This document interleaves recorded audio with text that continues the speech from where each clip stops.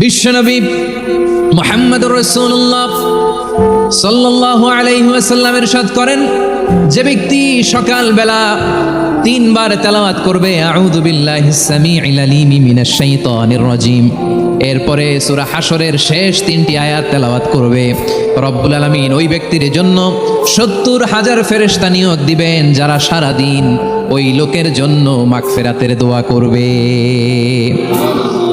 শুধু এখানেই শেষ নয়, বিশ্বনবী ফরমান ওয়া ইন মাতা ফি যালিকাল ইয়াউমি মাতা শাহীদান, ওই দিন যদি ওই ব্যক্তিটা ইন্তেকাল করে সে শহীদ হয়ে কিয়ামতের দিন আল্লাহর সামনে দাঁড়াবে।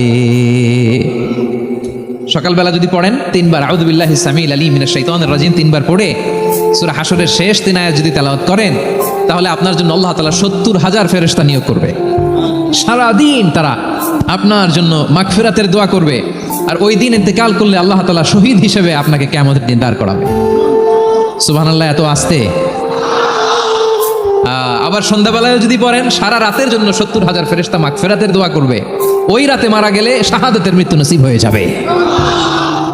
এজন্য এই দোয়াটা পড়ার দরকার আছে না নাই? আযকারুস সাবাহি ওয়াল মাসা, সকাল সন্ধ্যার যে জিকির, এই জিকিরের অন্তর্ভুক্ত করে নেবেন এই ওয়াজিফাটা। যে হাদিসটা বর্ণনা করলাম সুনানে তিরমিজির হাদিস, যদিও হাদিসটা সনদের দিক থেকে দাঈফ, কিন্তু মুহাদ্দিসিন ইকরাম বলেছেন যেহেতু এটা ফাজাইলুল আমালের হাদিস, এটা পড়ার ক্ষেত্রে কোনো নিষেধাজ্ঞা নাই, এটা পড়া যাবে। সো সকাল সন্ধ্যা যদি সুযোগ হয় এই ওয়াজিফাটা যেন আমরা পড়ি। এই তিনটি আয়াতের ভেতরে আল্লাহ তাআলা তার 14টি গুণবাচক নাম উল্লেখ করে দিয়েছেন। কয়টি? আওয়াজ করে বলেন তো, যারা শুনতে পেয়েছেন বলেন, এই তিনটি আয়াতের মধ্যে আল্লাহর কয়টি সুন্দর সুন্দর গুণবাচক নাম আছে বলেন তো?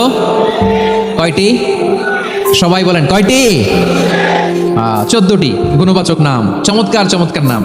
যে নামগুলো যদি আমরা আজকে পড়ি, শুনি, জানি, আল্লাহ তাআলা সম্পর্কে ব্যাপক ধারণা, ইন ডেপথ, আমার রব সম্পর্কে ইন ডেপথ নলেজ নিয়ে আজকে আমরা ফিরতে পারবো ইনশাআল্লাহ। বলেন সবাই।